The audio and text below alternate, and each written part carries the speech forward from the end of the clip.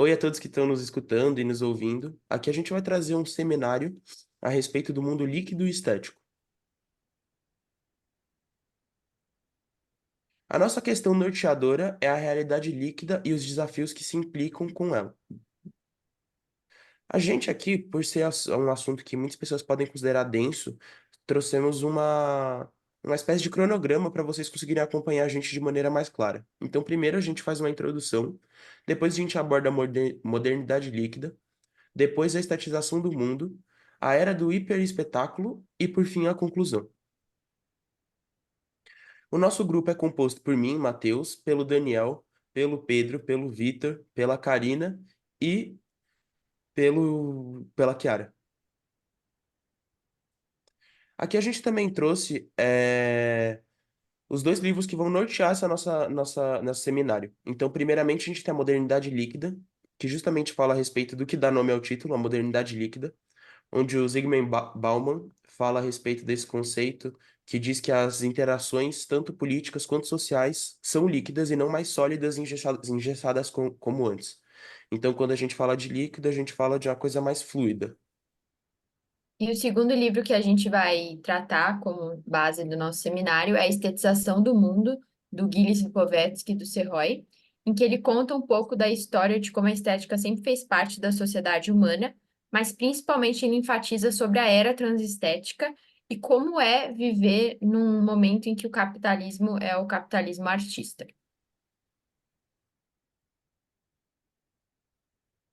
Agora eu vou falar um pouquinho sobre a emancipação. Até porque a emancipação é o primeiro tópico, assim, abordado e discorrido profundamente ao longo do texto. A emancipação, a definição, é a realização plena da liberdade dentro de uma sociedade onde as pessoas podem pensar e agir por si mesmas.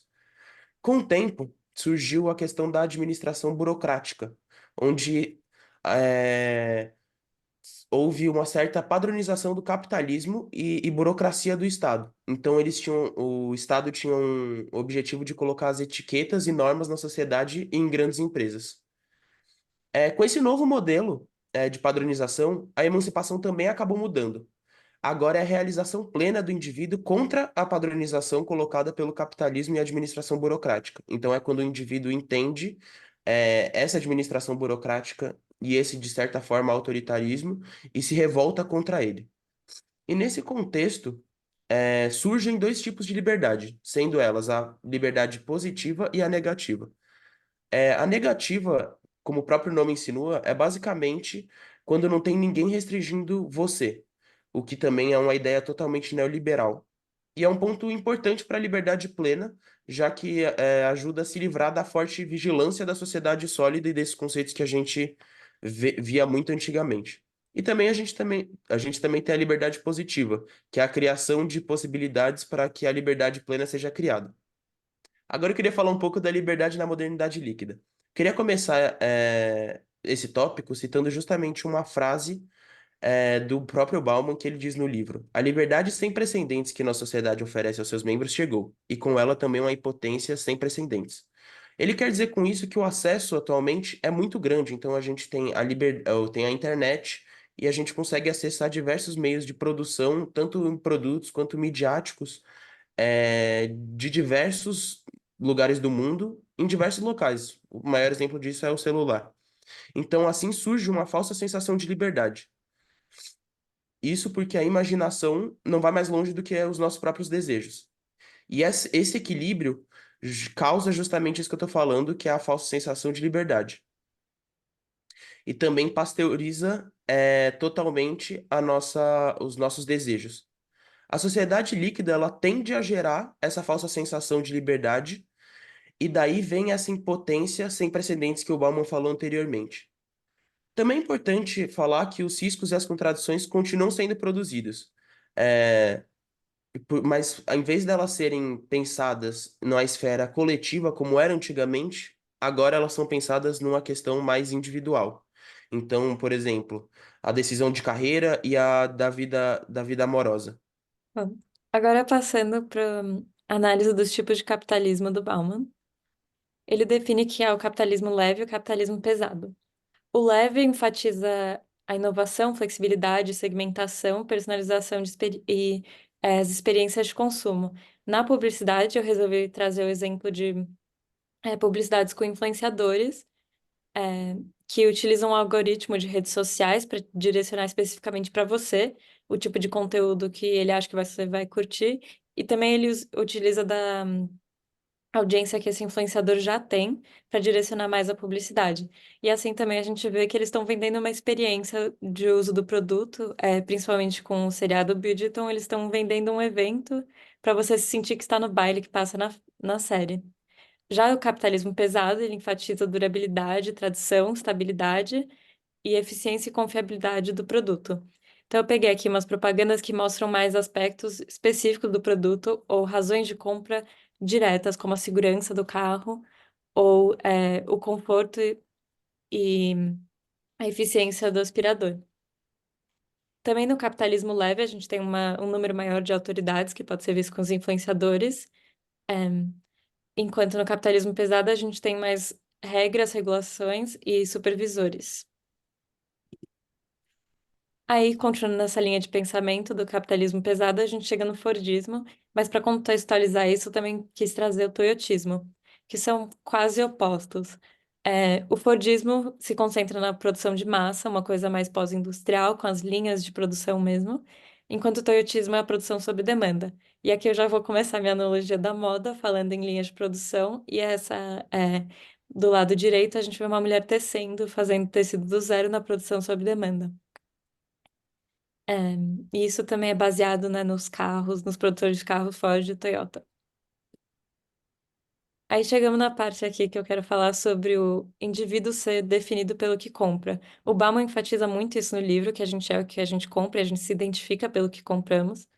É, e o consumo é baseado no desejo e a sedução da publicidade, que está sempre em evolução. E também a gente passa a consumir como um tipo de terapia. Em inglês falam muito retail therapy. Você compra para afastar seus males, os fantasmas da insegurança e da incerteza. E a publicidade tem muito um papel nisso. Eu quis trazer o exemplo do fast fashion. Como está sempre se renovando o que está na moda, a gente tem que sempre estar comprando para identificar quem somos e se estabelecer como uma pessoa que tem valor na sociedade. Então, a gente cria essas indústrias do fast fashion para acompanhar a mudança dessas modas. E aí, como a gente vê na imagem de cima, é uma fábrica em condição péssima, da Shein. Encontraram até uma criança, supostamente trabalhando nessa fábrica, e esses produtos chegam na gente e a gente faz esses vídeos de comprinhas, mostra o que a gente comprou, fala sobre os aspectos do produto sem pensar de onde vem. E isso é muito incentivado pela publicidade, que está, de novo, sempre renovando o que a gente precisa estar comprando.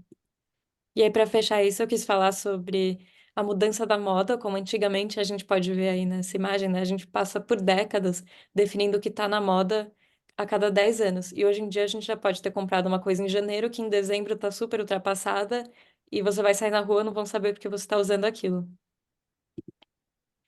E aí isso chega no lado ruim dessa autodefinição por compra, que passa a ter um efeito muito pesado nos menos privilegiados, enquanto protege os ricos. E aí isso cria uma competição e também uma separação das pessoas. Para mim, um grande exemplo disso é a bolsa Birkin da Hermès. É uma bolsa que varia de entre US$ 12.000 a US$ 200.000. E você tem que entrar numa lista, é uma coisa muito exclusiva, você tem que ser aprovado pela marca para comprar essa bolsa. E assim a gente define quem é o rico, quem é o pobre, quem tem valor, quem não tem, quem pode comprar essa bolsa e quem não pode, criando aí uma competição, porque de certa forma isso diz quem é melhor e pior. Também eu quis pegar o exemplo aqui de uma página do site da Victoria's Secret. Isso aconteceu em 2014, mas isso continua acontecendo hoje em dia, não por essa marca, porque eles tiveram que mudar, mas eles meio que vendem que eles têm a lingerie para o corpo perfeito. E o corpo perfeito, obviamente, como a gente está vendo aí, é só um corpo magro. Então a gente vê que essa separação não é só do pobre e do rico, tem aí uma coisa sobre imagem corporal e o tipo de pessoa que você tem que ser para ter valor. Por fim, eu quero falar sobre a Jane Fonda e a autoajuda. Nos anos 80, a atriz Jane Fonda começou um programa de exercícios, em que você comprava o vídeo dela e fazia o exercício em casa. E isso foi uma espécie de uma primeira forma de autoajuda, você fazendo as coisas sozinhas. E aí isso também marca uma transição, que as pessoas passam a querer ter exemplos em vez de líderes, e a celebridade ganha muita autoridade. Hoje em dia a gente vê isso nas redes sociais. Eu peguei aí uma manchete da Forbes sobre como o TikTok passou a ser uma coisa que os jovens confiam mais que os próprios médicos. É, e aí isso acaba caindo muito na publicidade também. Como eu disse antes, a gente usa a cara e a plataforma de algum famoso e usa a autoridade dele, a confiança que as pessoas têm pela marca, e a identidade dessa pessoa para vender um produto. Então tem aí o Gil do Vigor, do BBB, vendendo um curso de inglês. Também tem coisas mais positivas, menos, vamos dizer, manipuladoras. Tem o influenciador Foganoli. Ele começou uma campanha hashtag sem nicotina. Os vídeos dele têm mais de 30 milhões de visualizações. E ele está aí impulsionando os jovens de um jeito uma plataforma que eles estão confortáveis para ter uma ação positiva, que é deixar de fumar, e é uma coisa que talvez os médicos não conseguem tão bem quanto alguém que a gente confia como geração Z, geração do TikTok. Bom, agora eu vim falar um pouco aqui sobre o tempo e espaço. Peguei aqui uma frase do Bauman, onde ele fala que os homens e mulheres do presente se distinguem de seus pais vivendo num presente, que quer esquecer o passado e não parecer mais acreditar no futuro. Né? O objetivo aqui nesse capítulo eu vou explorar a evolução das cidades e da sociedade na mudança na segurança, comunidade, espaço público e essa transição da modernidade pesada, vamos dizer assim, né? Pesada e leve. Quando estranhos se encontram, né? Segundo Richard Sennett, cidade é assentamento humano onde estranho tem a chance de se encontrar, né? Quando ele fala encontros, ele quer dizer encontros que são superficiais, né? Onde estranhos eles se encontram brevemente ali, sem trocas profundas, onde não tem informações pessoais, não tem. Ele classifica também como um desencontro, porque não tem conversa, não tem assunto, não tem coisas passadas, apoio, e enfim, não são trocas profundas assim, e são encontros que não têm futuro. A gente vai falar um pouco também sobre civilidade, que é a atividade que protege as pessoas uma das outras, protege do peso interno, vamos dizer assim, né? E as pessoas utilizam máscara, que protegem o outro e esconde seus problemas. E o civil é o lugar onde as pessoas têm a possibilidade de tirarem as máscaras, né? E tipo, não terem medo de ser julgadas. Alguns lugares eles são considerados civis e outros não. Agora vamos falar um pouco aqui sobre os lugares êmicos, lugares fágicos, não lugares e espaço vazio. Lugares êmicos são lugares, não, o primeiro exemplo, né, ele cita La Défense, que é uma praça, são espaços que promovem identidade e comunidade. Então, ele dá o exemplo lá da Praça La Défense, uma praça em Paris. Enfim, aí temos uma foto de uma praça onde as pessoas elas estão em comunidades e as pessoas elas interagem. Lugares fágicos são espaços que as pessoas elas vão mas é um espaço de consumo individual, vamos dizer assim. Ela não tem uma interação social significativa, sabe? Então, a gente pode usar de exemplo shoppings, cafés e, enfim. Os não lugares são espaços sem de passagem sem identidade, né? Ele dá exemplo de aeroportos, rodovias. Ele define como lugares onde as pessoas não se sentem em casa. Não, elas se sentem em casa, mas elas não estão em casa. Então, elas não podem parecer que estão em casa, mas elas estão em casa, vamos dizer assim. E os espaços vazios são locais sem significado e sem interação. Então, a gente tem de exemplo áreas urbanas, áreas negligenciadas, enfim, locais desprovidos de significado e interação.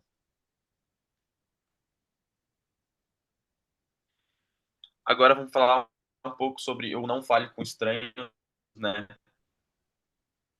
Que a principal característica da civilidade é a capacidade de interagir com estranhos, sem utilizar essa estranheza contra eles e sem pressioná-las ou abandoná-las, né? A advertência de não falar com estranhos, ela se tornou uma norma social. Então, ele fala que é verdadeiramente, tipo, o que verdadeiramente importa é quem se é e não quem se está fazendo. Então, as pessoas elas evitam interações, então elas evitam diálogo com pessoas em situações de ônibus, metrô, enfim, onde você encontra nessas grandes cidades, grandes lugares, e você sempre evita interações até por medo, desconfiança, e é isso. Da modernidade pesada à modernidade leve, né? Na modernidade leve, é, ela permite que as pessoas saiam de suas gaiolas, vamos dizer assim. As características dela é flexibilidade, volátil, foco na mobilidade e eficiência temporal. E como exemplo, a gente tem o trabalho remoto e tecnologias digitais, né? A gente pode usar o trabalho remoto, um exemplo do Covid-19, né? Onde muitas pessoas adotaram home office, enfim, mostrando exemplificando essa flexibilidade, né? E a modernidade pesada são estruturas físicas, industriais, como fábricas, infraestruturas industriais grandes e, enfim, é isso. E a vida instantânea, né? Aqui a gente vai, a modernidade leve, ela busca pela instantaneidade, né? Onde ações e respostas são quase imediatas. Nesse mundo onde a gente vive hoje, a gente pode usar de exemplo aplicativos de entrega, onde as pessoas, os consumidores, né, eles esperam respostas muito rápidas, serviços rápidos e, enfim, isso mostra a instantaneidade e a modernidade leve, onde as pessoas querem tudo na hora e estão tentando simplificar o máximo as coisas sempre. Bom, agora eu vou falar sobre o último capítulo do Bauman. O Bauman ele acaba explorando a evolução do nacionalismo na modernidade líquida, argumentando que as comunidades tendem a se basear em identidades étnicas, culturais, buscando segurança e unidade. O nacionalismo busca naturalizar a história, apresentando características como se fossem naturais, como se fossem inquestionáveis. Ele também acaba discutindo como as comunidades elas formam em torno de semelhanças parecidas ou construídas, que quem for diferente pode até rolar algum tipo de exclusão. A segurança comunitária na modernidade líquida é vista como um bem precioso. Pode passar mais um slide. A segurança comunitária na modernidade líquida ela é vista como um bem precioso, mas é um custo alto, é considerável um custo alto. Mas o Baum ele sugere que a busca contínua por segurança pode levar ao sacrifício da liberdade individual, criando ambientes parecidos a orfanatos, prisões, manicômios, onde a vigilância é bem mais intensa. Pode passar mais um. Na parte do Estado-nação, ele argumenta que o papel do Estado, como provedor de segurança e garantias, diminuiu bastante. A nação que antes era a outra metade, a outra face do Estado, perde seu papel de oferecer uma base durável para a segurança dos cidadãos. E também o Estado-nação, ele cede lugar a formas mais localizadas e divididas, na comunidade. Na parte de preencher o vazio, pode passar mais um? O vazio deixado pela ausência de um Estado forte é preenchido por comunidades que se baseiam em semelhanças étnicas, culturais. Elas também podem oferecer uma sensação de segurança, de pertencimento, mas muitas vezes ela acaba custando uma exclusão de conflito com aqueles que estão de fora. No Cloakroom Communities, o Bauman ele introduz um conceito de Cloakroom Communities, que são comunidades temporárias e voláteis. Elas são formadas para atender a necessidades momentâneas, necessidades do momento, e também são comparadas a frequentadores de teatro, que deixam seu casaco na entrada, simbolizando algo mais artificial. No sacrifício e na violência, ele discute que o papel da violência e do sacrifício na manutenção das comunidades. Ele utiliza a teoria de René Girard, para explicar como o sacrifício das vítimas substitutas serve para reforçar a unidade comunitária e manter a harmonia interna. A violência é reciclada como defesa comunitária, que é necessária para sustentar a ilusão de unidade. E por fim desse capítulo, as comunidades na modernidade líquida, elas são formadas e sustentadas por uma combinação de busca por segurança, exclusão e rituais de violência. Essas comunidades, no final, elas são mais instáveis, são temporárias, refletindo a natureza fluida e volátil da sociedade atual. E um desafio que eu achei nesse capítulo é da exclusão e da inclusão. Até com um exemplo que eu peguei foi da Dove, que eles usaram a estratégia como uma comunicação inclusiva. A campanha que a Dove usou foi da Real Beauty. A, a Dove lançou essa campanha para celebrar a diversidade de formas, tamanhos, cidades e cores de pele. O impacto foi tão grande, foi tão aclamado por promover uma imagem positiva, uma imagem inclusiva, que ela desafia os padrões de beleza. Bom, começando então a falar sobre a estetização do mundo, a gente vai usar como base o livro do Lipovetsky e do Jean Serroy, em que eles contam sobre a estetização do mundo e principalmente o conceito do capitalismo artista. O que é interessante é que nesse livro eles fazem uma cronologia da estetização do mundo. Então, eles não apresentam esse conceito de um mundo estético como se fosse algo só que se aplica a esse mundo líquido que o Bauman falou. Ele mostra como a estetização sempre fez parte da cultura e da sociedade humana mesmo. Pode passar. Começando com a artealização ritual, eles mostram como a estética agregava na vida. Então, tem até um trecho do livro que é a arte não em uma existência separada, ela informa a totalidade da vida. Então, as coisas artísticas, os objetos, elas agregavam a vida, elas faziam ela mais importante, elas significavam algo para algo maior.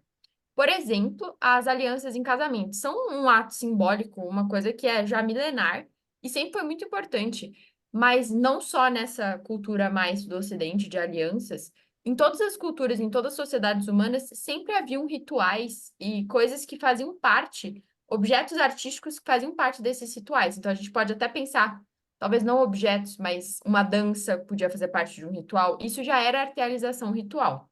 Então isso mostra pra gente que o espírito humano tem essa vontade de ter uma vida mais bela. Pode passar. Passando para o próximo período em que eles demonstram a estetização no mundo, é a era aristocrática, em que a arte começa a virar algo já mercadológico. Então, a nobreza pode encomendar dos artistas uma peça de arte, ou a igreja pode encomendar. E também a arte é extremamente elitista, então ela só está nas mãos da nobreza, dos reis e da igreja, e as pessoas, a maioria, né, da população não tinha acesso a isso e não tinha ideia, tipo, eles não tinham direito de poder aproveitar da arte.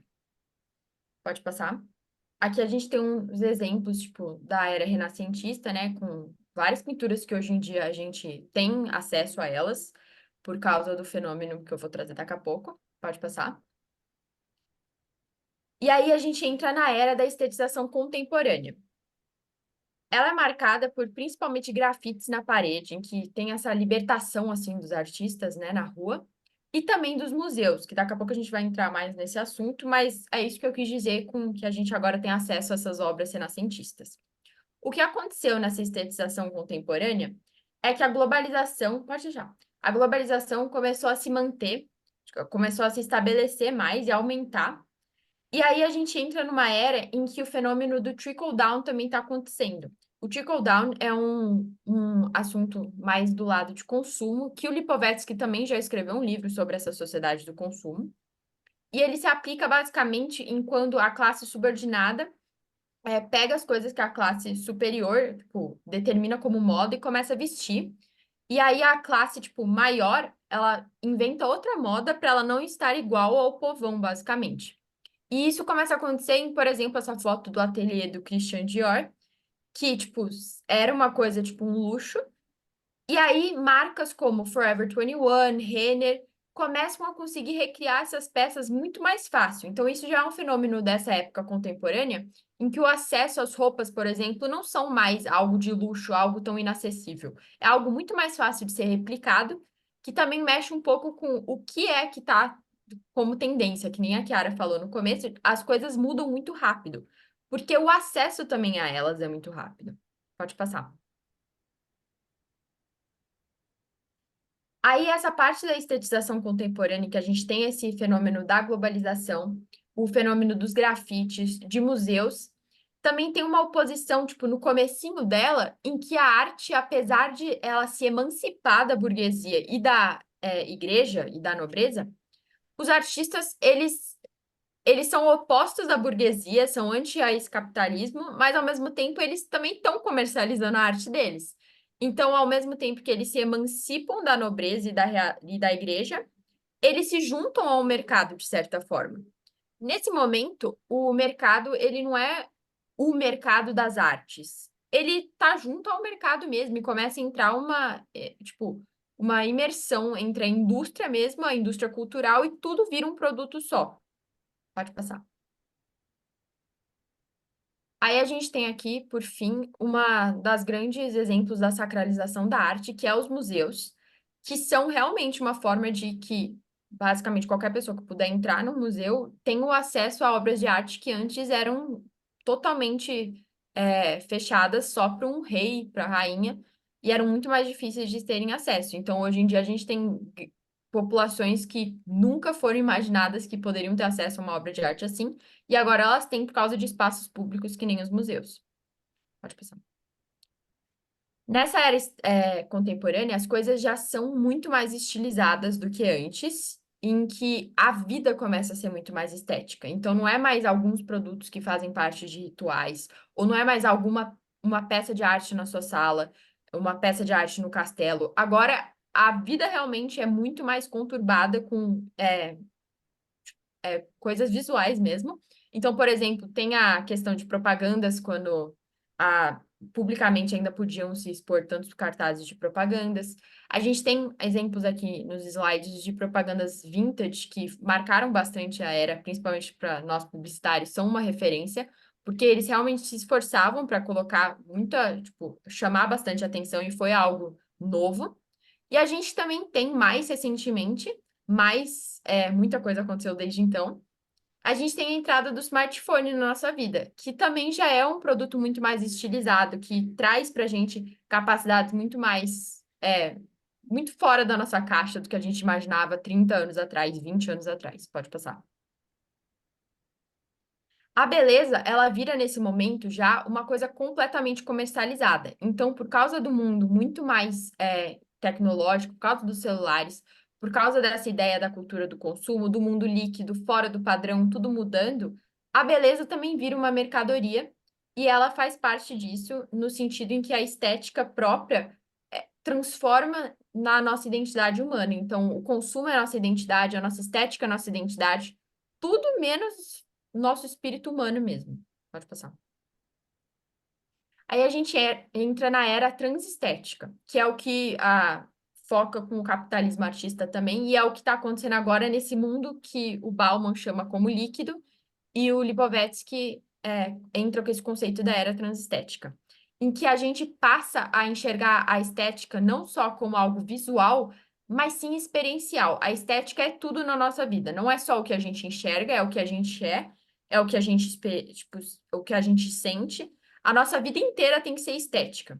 Basicamente, tem um trecho no livro também, eu não coloquei o trecho em si, porque é um parágrafo bem longo, mas em que ele explica que a gente tenta fazer tudo na vida ser tão bonito, todas as nossas sensações serem tão bonitas para mascarar o fato de que a vida de fato não é bela.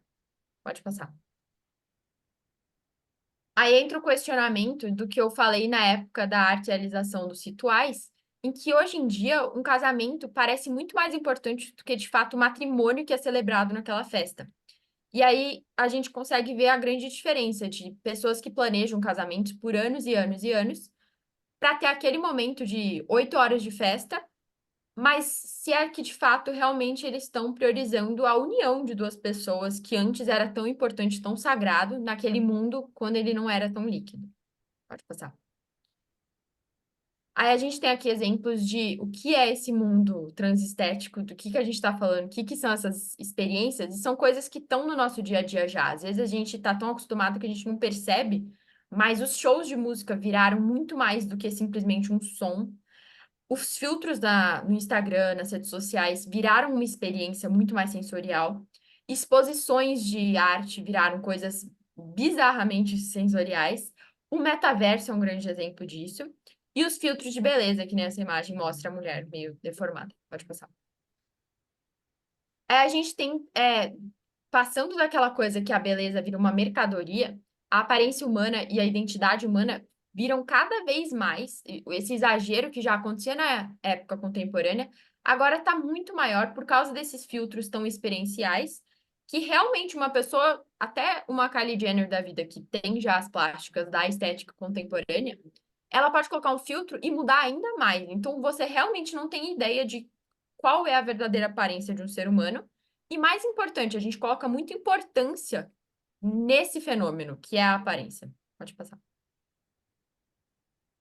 Aí, entendendo todo esse complexo realidade que é o mundo líquido e essa era transestética, a gente também consegue entender como fica muito mais difícil se comunicar em um mundo assim.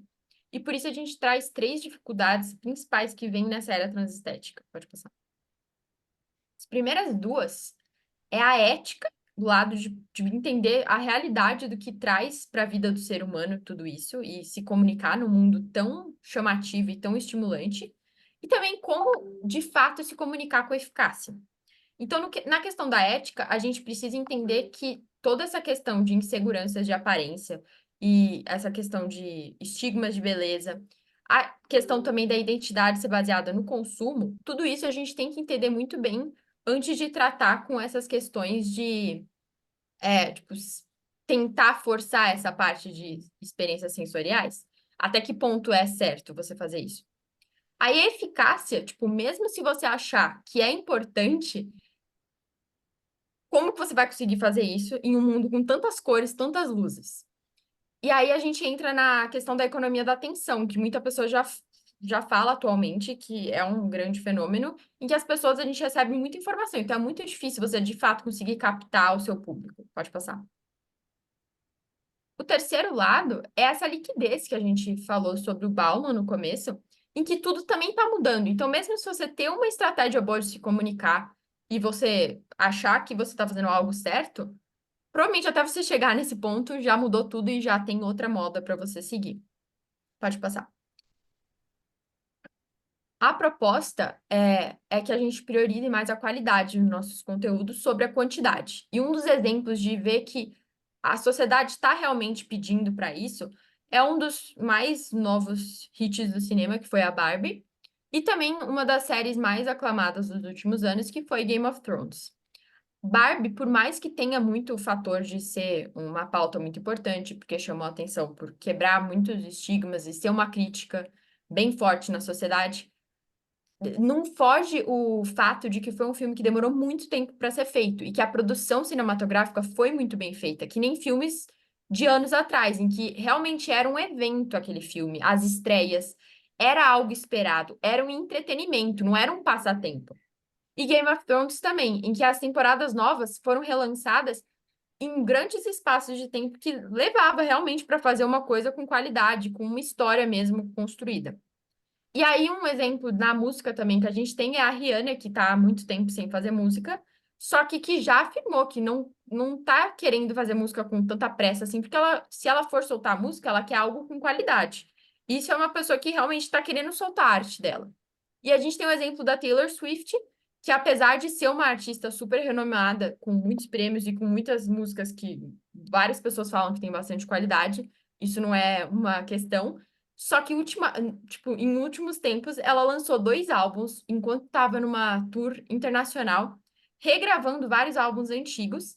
E até mesmo aqueles hardcore fãs dela que defendem ela com tudo, em muitos sites anônimos houveram várias críticas sobre talvez ter puxado um pouco os limites, porque a qualidade que antes se via naquelas dezenas de músicas que ela já publicou e já lançou e já provou o talento dela, até mesmo a Taylor Swift não conseguiu, em tanta, tipo, pressa, fazer mais músicas novas. Então chega a questão de que a gente precisa entender que o nosso público pede por qualidade, a gente pede por coisas de interessantes. A gente não é simplesmente amebas que estão totalmente hipnotizadas nas redes sociais e que não tem gosto crítico nenhum. Chega um ponto em que o público pede uma coisa melhor. É, e o Lipovetsky também nos conta que o capitalismo transformou a cultura em uma indústria global, onde a arte e a indústria se misturam. A cultura se tornou um produto comercializado, abrangendo imagens, lazer, espetáculo e comunicação. Essa hipercultura midiática mercantil é caracterizada pela sedução, espetáculo e diversão em massa. O Lipovetsky... Não, pode ficar naquele mesmo. Lipovetsky nos convida a explorar a fusão entre a arte, comércio e entretenimento no mundo contemporâneo. A cultura se torna um produto, um espetáculo para as massas e a comunicação se transforma em uma ferramenta de sedução. Um exemplo disso é a indústria cinematográfica japonesa, que utiliza elementos da cultura pop, como anime, mangá, para criar um espetáculo global, visa, e nesse caso que eu coloquei em específico, ele visa a cerimônia de abertura das Olimpíadas de Tóquio. Pode passar. É, mergulhamos em um mundo de telas e imagens, consumindo conteúdo personalizado sob demanda, tipo a Netflix, e a transversalidade mistura gêneros e formatos, como nos reality shows. E o público se torna ator, produzindo e compartilhando os próprios conteúdos nas redes sociais. A gente busca experiência imersiva, como o Parque do Mario, por exemplo, e somos seduzidos pelo gigantismo. Como eu coloquei no slide, o World of the Sea, que é o maior navio de cruzeiro do mundo, em comparação a um dos navios mais famosos de todos os tempos, que é o Titanic, né? Pode passar. É, o triunfo do entretenimento tem como uma de suas características a esterilização generalizada, que celebridades como Caneta Azul, que nasceu a partir de um meme na internet, invade a publicidade e a política se transforma em show. E até a tragédia vira espetáculo. A politização da mídia é onde a imagem e o espetáculo são mais importantes do que o conteúdo político em si. Um acontecimento que pode servir de exemplo é esse aí que eu coloquei no slide, que foi quando a candidata à presidência dos Estados Unidos, Hillary Clinton, foi em um programa sensacionalista. Basicamente, a estética domina e o conteúdo muitas vezes se torna secundário. Pode passar. A publicidade usa a provocação para se destacar, apelando para nostalgia e emoções do público. O exemplo que eu peguei foi da publicidade que a Apple criou, que ela simplesmente pegou e destruiu todo tipo de criação artística da humanidade e que agora está tudo consolidado dentro do novo iPad que eles anunciaram. E isso, obviamente, causou um caos na internet e, com certeza, isso era premeditado, né? E, do outro lado, temos a nostalgia. A Nintendo, por exemplo, pelo que eu lembro de cabeça, é a empresa que mais utiliza desse artifício para poder seduzir a gente de qualquer maneira, né? Pode passar. É, a arquitetura contemporânea busca o impacto visual a todo custo, como no parque do Super Mario, por exemplo, que eu já tinha falado anteriormente. Enquanto o kitsch, antes que era considerado mau gosto, se torna tendência. A boneca da Barbie, com seu estilo exagerado, é um ícone dessa estética que celebra o excesso e a artificialidade, né? Pode passar. E a indústria se torna autorreferencial.